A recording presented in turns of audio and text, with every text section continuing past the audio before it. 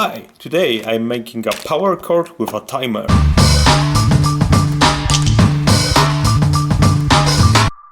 Maybe a little bit of explanation at first, because it's not really that obvious why I would use a timer like that. That it's made for a thin rail actually on a power cord. And so let me just draw something here. So in my apartment there is a problem with the in every basically European style socket, electric socket. So it's something like that. In case you are from other parts of the world, this is basically what we have in Central Europe. It's a European style socket and a double gang socket. So and here, for example, that's a protection protection pin that would be, if I'm not mistaken, live, and that would be a neutral, and the other way around, that would be a live and a neutral. So I may be mistaken that, but either way, this is a protection pin, and these two are actually transmitting the power. And most of the devices, the timers that are sold here, are basically using half of this, obviously, and all of them I checked, they are using them like so. So they are, let's draw it with a dotted line like this. They have a display over here. They have a additional socket with same kind of pinout, and they have a display over here or something like that. So they're actually taking two sockets instead of one. And what I also want to have multiple devices connected to that. So I will be using this power cord, extension power cord, with this timer. It's obviously used, as you can see. It's a German-made brand.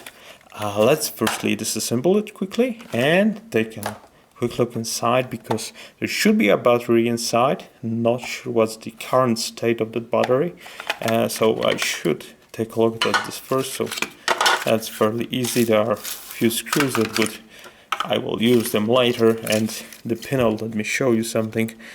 This is how you power it. So that would be for example, that would be an actual phase. That would be the neutral, and this is the output with a phase. So basically, you usually connect it like so. Sorry about that. And so this is normally closed, and this is normally open. And for my purpose, I would usually use normally closed, because what I want to have is a device that would reset all my network stuff at home, so a Wi-Fi and the modem and so on, once a week, because or maybe twice a week. We shall see about that later on. But I won't go too much into programming that stuff. So I would obviously want to have something like that. I can schedule a task to reboot my router, but if it hangs, it hangs. So I cannot do much about that. And it's also a good idea to reboot it every now and then, especially that my devices are not really top-notch devices, so they don't work perfectly.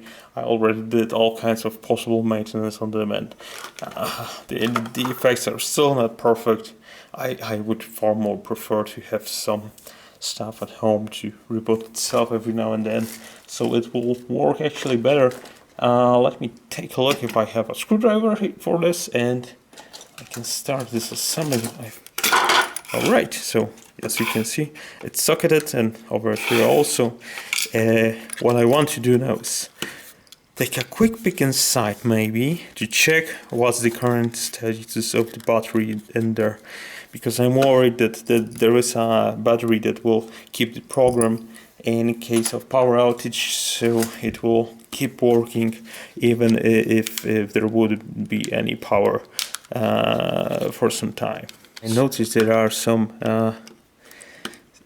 something I can lift over here that's probably the reason why there are these little notches over there. Right. Let's try and open this on a camera. So yeah, so I should be able to lift the whole device of the little backboard. Let's see.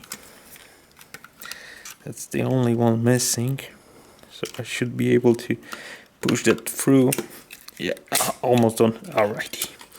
So this is the device, a lot of buttons obviously.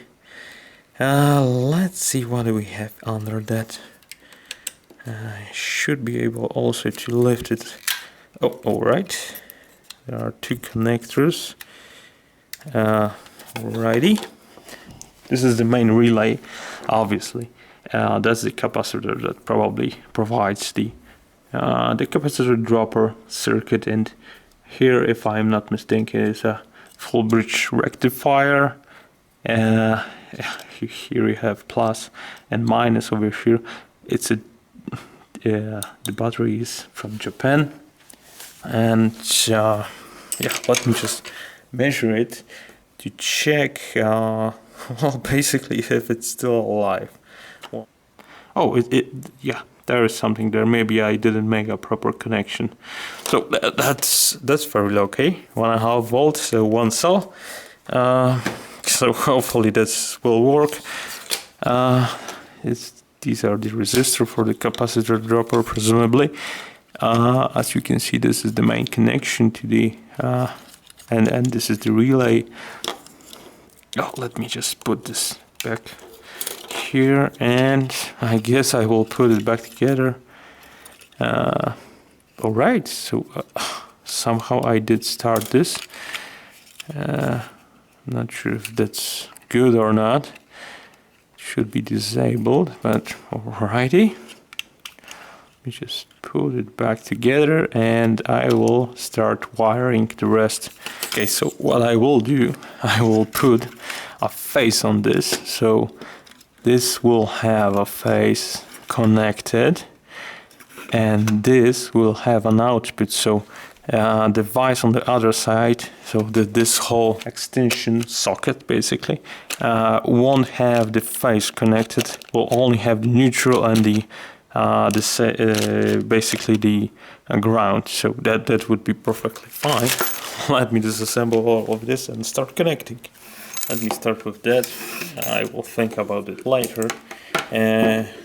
Let's say I need a little bit of the cable, and let's try and connect it somewhere over here, so there will be a second box basically on the line.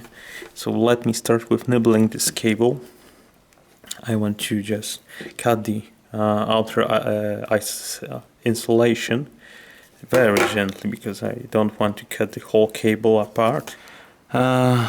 This is the neutral, this is the face, and this is the protection wire. So the ground, so I will leave the ground insulated because it doesn't make any sense to rip it apart. The important ones is to uninsulate basically the neutral, because it can be simply sticked over here because I need a neutral on the other side, and I want to cut this face wire, and hopefully the colors are correct because these are the colors in Europe in general. As you can see, I removed quite a bit of insulation over here, and let me explain here. So I simply don't want to cut the wire. I just want to put it in here, and then the face next to it from the plug. Okay, so that's the wire tint. So let's try and put this all together. Let's see. I should start with this. This is the output. So. Let's start with the hardest one, I guess. So that would go over here. Right, so let's loosen things up a bit. Let me just insert it there. It does look fairly okay. So that's my neutral, and I will keep it there. I should put the bridge, I guess, right now, so it would be far easier to keep it connected, because it doesn't really matter that it is inserted. This is the input side, and it will be always connected to the timer to provide the power. And as it is bridged with the relay, it will also provide the phase over to the extension cord. And I want to put it usually always to the closed side of the relay, because I want this to be normally closed. Alright, it's called normally closed, obviously, sorry.